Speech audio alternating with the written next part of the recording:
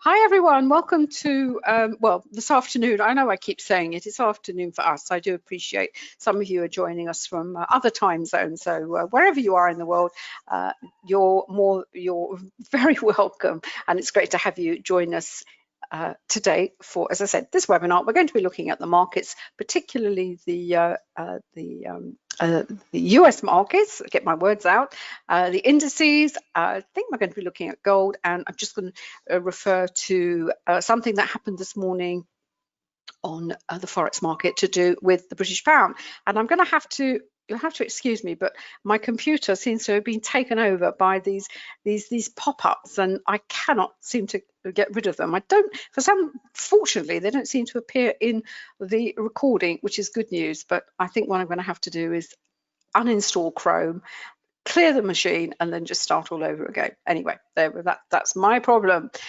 So before we start, before we go and look at the charts, may I just draw your attention to the disclaimer that I know you can see on your screen. As you know, trading can be a very risky business, so please don't ever think of using money that you cannot afford to lose. And for those of you who may be coming along for the first time, we're going to be looking at the charts through the prism of what we call volume price analysis. And it's the price action and volume. It's the relationship between these two indicators that we have on our charts to analyze for us, what are we seeing on the chart at the moment? But much more important, is the move on the chart that we see, is it a genuine move, or is it a potential trap move? And then from there, to deduce from that where the market is going next, because ultimately that's all we want to know. Now, with volume price analysis, there's also a version specifically for the Forex market, but the actual methodology itself, you can apply it to any market and really any chart. The kind of symbol on the chart is almost, I wouldn't say irrelevant, but it's you use the methodology in the same way. So whether you're looking at a bond, or you're looking at an ETF, or you're looking at a stock, or you're looking at a Forex pair, of course, there are other factors that you have to take into account. Price doesn't move in a vacuum. There is context between between what we see on the chart and what is going on in the wider world, as it were. There's fundamental news. That's also what is happening in related markets. There's also, as we now know, what is happening on the, what kind of risk is there in terms of political risk. And of course, the biggest political risk in the sense that it's going to have an impact on the market is, of course, the upcoming US elections. And I just want to, as I said this morning, there are probably a number of factors that no matter what you trade, and certainly if you are an investor, really have to keep a keen eye on, because if yesterday was, if you like, it's a bit of a foretaste of what we can expect in the coming, certainly in the coming weeks leading up to the vote in November. And of course today, had it been yesterday, fantastic price action yesterday, a little bit laboured today. The market, you can best be described as sort of meh. That's the best word I can think of at the moment. Certainly in the indices, there's a bit of congestion going on at the moment. But we do have Powell coming up at 3:30, so maybe he can put a bit of life into it. But after yesterday, it's really no surprise that it's quietened down a bit. But to go back to the volume price analysis, there are companion books to the main book, and that is worked examples. This is the one that covers the indices, stocks, some commodities, and there's also a specialist version for Forex, because the signals, the setups, the candle patterns, the Wyckoffian laws that, if you like, on which VPA is premised, that applies throughout. So when you look at worked examples, you can pretty much be certain that a version of that is going to crop up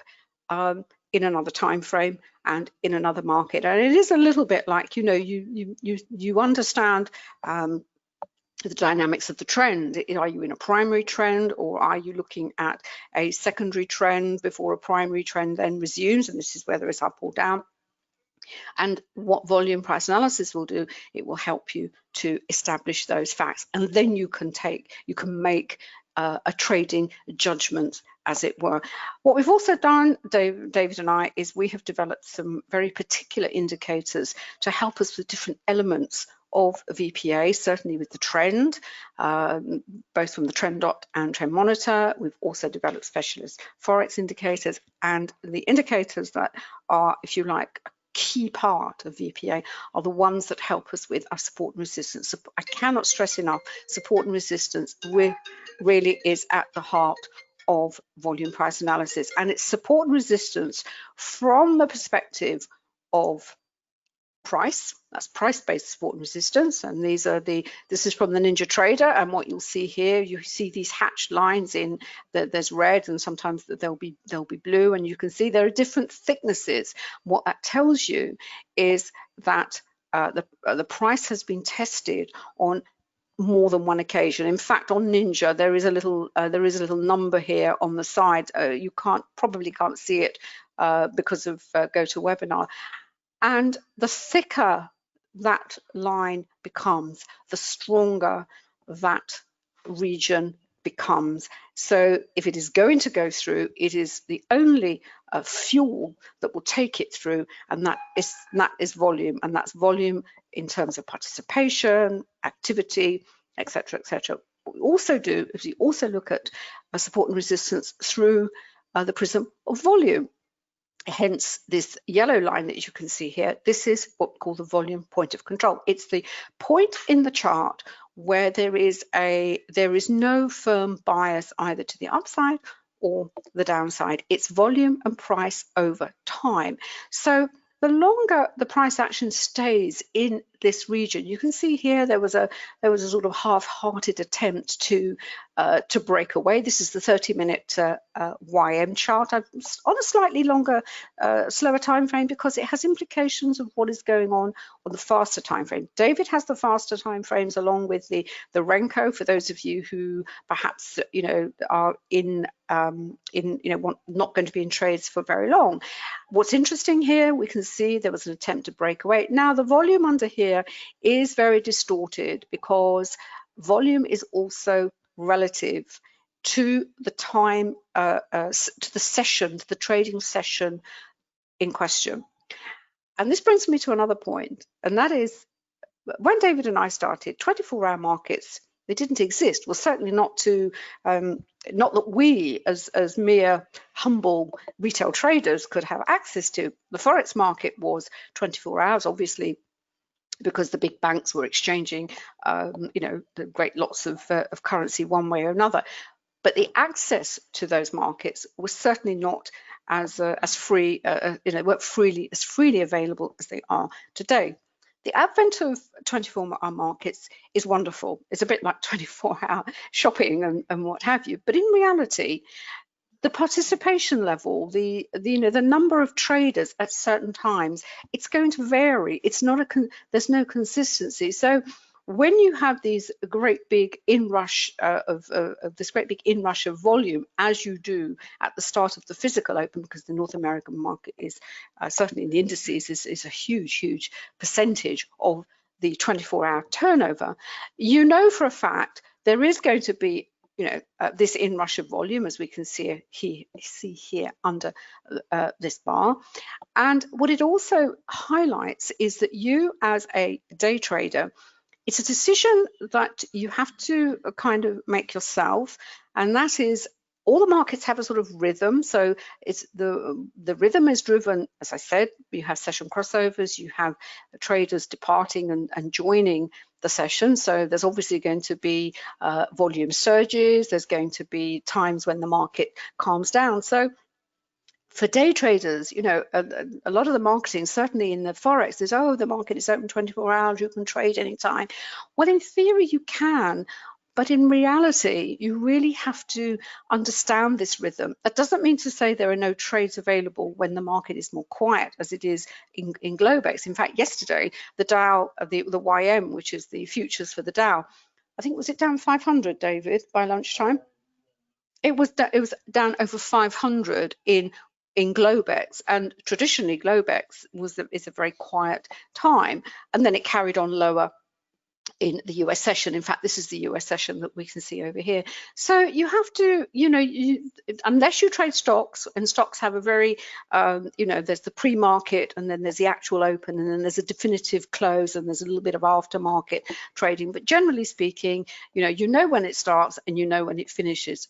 With the other markets, though, certainly the ones quoted on Globex, they are on a continuum. And it's, as I said this morning in the Forex session, it's almost not a case of what you trade, but when you trade. And, you know, we can guide you. We can say, well, the open is always going to have an inrush of volume. You're going to get a lot of volatility that we can see here. You know, the YM is actually, since this is 9 o'clock yesterday, is actually still at this what we call the volume point of control, because it's traded in this area for the longest time in this particular time frame. And what that tells us, if it's stuck in this you know, quite narrow range at the moment, what does that mean if you are on the faster time frames? Doesn't mean there may not be an opportunity, but only if, you know, for very small amounts of pips or points, if you like. To get back to this one here, as we see, we had a breakaway, an attempt to break away. It actually got through this resistance here, but I can't see the volume here at the moment, as it's all a bit squishy squashy. But we got a 2-bar reversal came in. We also hit what's called the R1 of the Camarilla indicator that we've developed. That is price based. So, you know, when it hits, so you've got all these factors that you've got a 2-bar reversal candle pattern. You've got a level that's been given to us by Camarilla. It could be a fib. Sometimes people use fib levels, you know, whatever, however you want to mark it on your chart. And then you had it push back down. Where did it go? Straight back to the volume point of control. The VPOC, as we call it, also acts as has its own support and resistance qualities about it, as it were. So this is where we are with the YM at the moment. As I said, we had a down. Now, the other thing with volatility candles, particularly in the slower time frames, is they also tell us that until the price breaks away from either the top and the bottom of this volatility candle, it is essentially going to move sideways. So we had one volatility straight back into the spread of the candle. It actually came off the S1. Between the S1 and the R1 is what we call the buffer zone. It's a neutral zone, again confirming the volume point of control. Attempt to rise, maybe were there some people in there taking some trades? Well, it depends on your time frame. Then it had an attempt that sort of shot higher. Another volatility candle was triggered. It came straight back down again, and it's now within the spread of this candle. If we look at the 4-minute chart, just to give us some context of what we're seeing at the moment, there we are. And this is the price action that's in. It's a broken down version of the price action that we could see on the 30-minute chart, and we can see here clearly we've got the open. Lots of traders, you know, it looked like this morning the market is reversing, shot up, straight back down into the spread of the candle, and then this is the critical candle, really nice big up thrust up to the R1, bang, bang, bang. But it also triggered a volatility candle, and it looks like possibly there is there's been an opportunity for a reversal. It's got through the volume point of control, which is good. But we go up to the 30-minute chart quickly to have a look again, and we can see here there's a big resistance it's got to go through. It's all a bit labored, you know, when markets have had a big fall and they then go into a congestion and they've got to sort of pick themselves up and move back up again. It's hard work. It's what we call a grind, and we know, you know, what's ahead. If the volume comes in and supports this move higher, fine, it's a valid move. But you look to the slower time frames to tell you where are your obstacles, where is it likely to pause. You know, is the volume in the slower time frame enough to keep the momentum going that perhaps you've seen in the faster time frames? And just to finish off on the what is generally happening in the market, and I mentioned, I covered it this morning. At the moment we have, I called it this morning, a kind of laundry list of, you know, things that are going on in background, as it were, that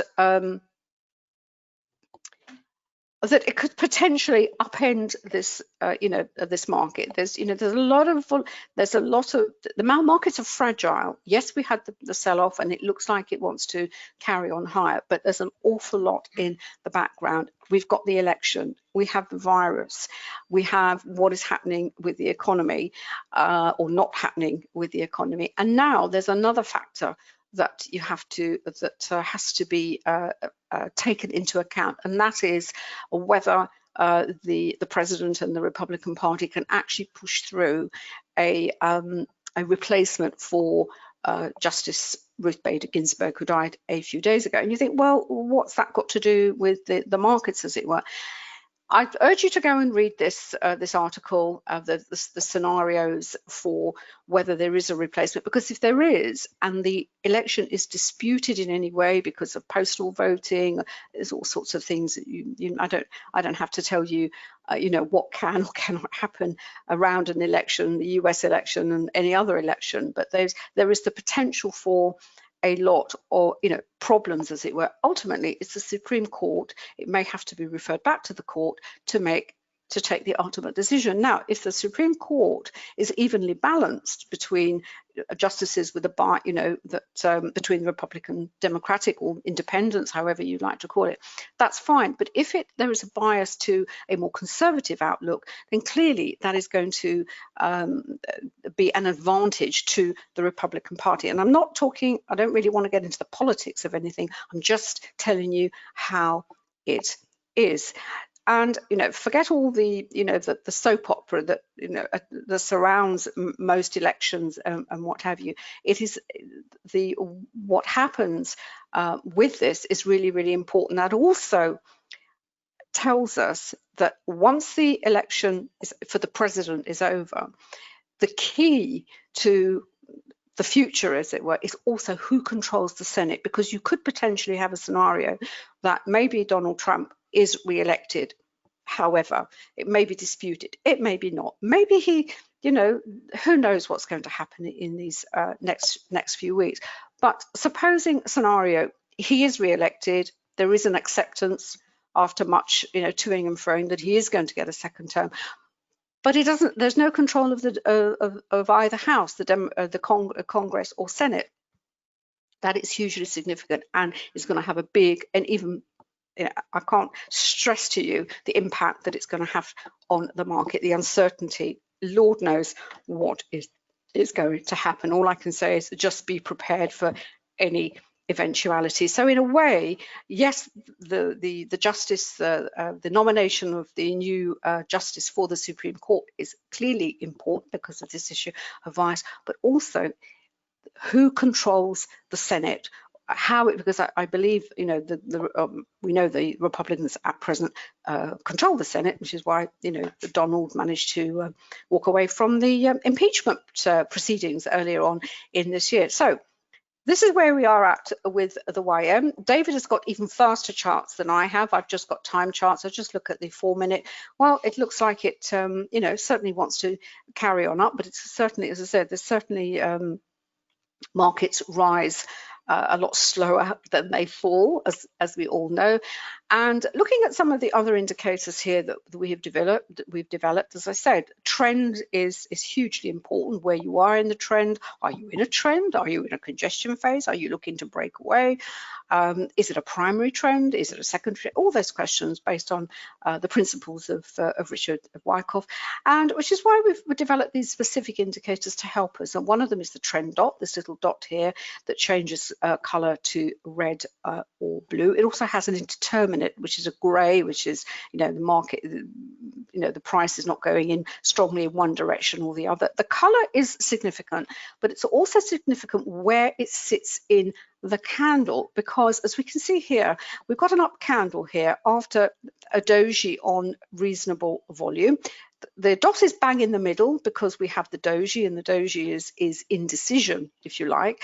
But the next candle is up. The dot still hasn't changed, but it's at the bottom of the candle, which is what we want to see, because actually it tells us there's there is a little bit of bullish momentum there. Then the next dot comes in, and that is blue, and that is up, and up it goes. We've got a nice wick to the bottom of this candle, but what doesn't look terribly encouraging, as it were, as this little bit of price action goes up, the volume is kind of falling, which is what we don't want to see. So what that tells us is there going to be an immediate reversal? Well, no, it's a warning. It tells us that, yeah, this market is fragile, and we have the next candle, a very big widespread up candle, but again, the volume is a little bit more than that one, but it's warning signals. That's what VPA tells you. But we know by looking at the 30-minute chart that the price action we're seeing on the faster charts, it's going to be a bit of, as I said, a bit of a struggle, a bit of a grind. Plus we have the R1 ahead, and we have the volatility candle to contend with as well. So lots of things to take on board. My last thing I want to say, what is happening this week, perhaps if you're not aware, and that is we have an awful lot of Fed speakers this week. I think we will have a total of like 18 speeches. Jay Powell is up today. I think he's been up every day, yesterday, today, Wednesday and Thursday. I think Friday he's having a day off, actually, isn't he, David? And it doesn't matter whether you trade, obviously if you trade Forex, knowing who's who in the central banks, and when they're speaking, is the market going to react to them, is hugely important. But with the Federal Reserve, some of them are going to have more impact than others, and the ones that are going to have impact, obviously Jay Powell, and any of them who have a vote. If they don't have a vote, the market sort of goes, well, it's awfully interesting, but it's it's awfully interesting what you say, but you don't have an awful lot of influence because you don't have a vote at the FOMC. I just want to mention this news feed. It's from someone we know quite well, Amar. He's developed. There is a free version. I believe the free version is very, very slightly, I think not by much. I think it might be slightly delayed now, but don't quote me on that. You have to check it out yourself.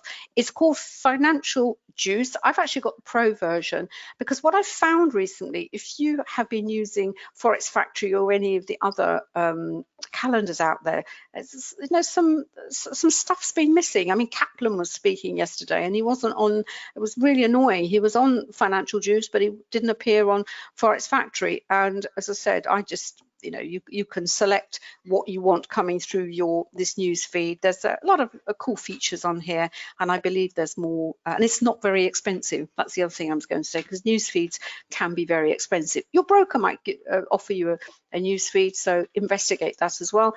What have we got in the futures here? Well, we've got, where's the Nasdaq up? Well, it's up 45, trying to creep higher. We've certainly gone positive on the YM, as we've seen on the chart, and the ES, based on the S&P, that's at just up 8. So not easy at the moment. Let's go back to the 4-minute chart, because that was a really nice little, yes, and in fact it happened exactly.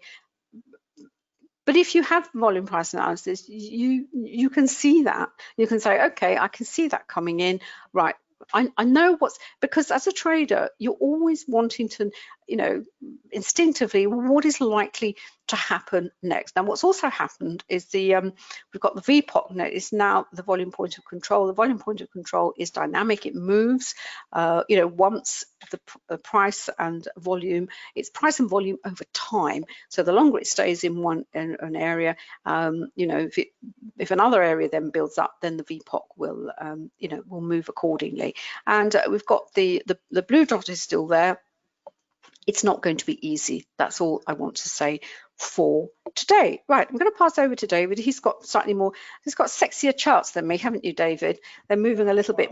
They're moving a little bit more than those of you who perhaps are not going to be using the 4-minute and the 30-minute. And there's a nice, as you can see here with the VPOC, what the volume point of control also is the point from which we do get a breakaway. I know traders sort of, they sort of shudder a bit when breakaway trading is is mentioned, as it were.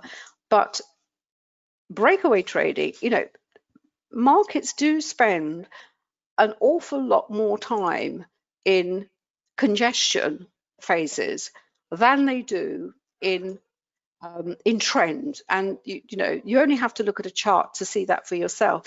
They move, they consolidate, then they may reverse, or they carry on in consolidation. And the longer they stay in consolidation, you know, the Wyckoff second law, then the greater the move, you know, more momentum in that move. Now this is the pound dollar. This is cable from this morning. This is the volume point of control. We were looking at this morning, and it was falling nicely. I did say that it got to the S3. There was potential for a reversal, but coming up just after I said that, we had the governor of the Bank of England, Bailey, speaking. What happened?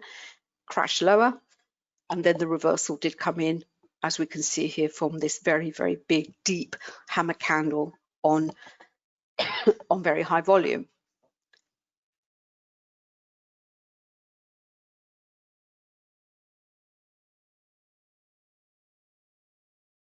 And the move this morning in cable was classic, in as much that it actually got hammered yesterday, cable. The dollar was being bought very strongly. So traders coming to this morning's session, you know, could be forgiven for thinking that it was simply going to carry on as it had yesterday. There was no reason, you know, there was no immediate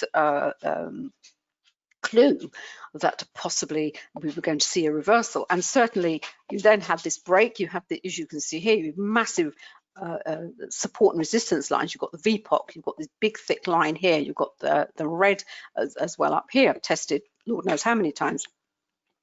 And then as soon as he spoke, and I believe the reason why that did spring back is those of you who trade Forex when we had the BOE, the pound fell very, very heavily. And one of the reasons it fell heavily, I know they will talk about the virus and what have you, but one of the reasons it fell heavily was because there was a kind of hint, there was a talk about negative interest rates. And I think today he actually rode back a bit on that. So it was everyone kind of bought the pound. The dollar was sold. The dollar yesterday was bought heavily for safe haven. Tends to sell off when equity markets are rising. That's a very broad correlation. And so you see that, you see this big hammer candle, volatility as well, but look at the volume underneath it. So you're pretty certain that that's going to go, this is going to go some way. And as I said, this is a 30-minute chart. So if you're on the faster charts, there must have been something in there for you. Plus, it actually bounced off the S4. The S4 is quite an important level on the Camarilla. Right, David is back. I'm going to pass over to him. Are you going to look at gold as well, David, or you're not going to bother? Yeah, in fact, there we are. You see, I must be psychic. He's going to look at gold. I will leave you in his capable hands. If you've got any questions about anything we say, do just put the questions into the chat box, and we will either answer them on air or I'll type it into the chat box. Right, let's go and see if what's happening over on the other screen.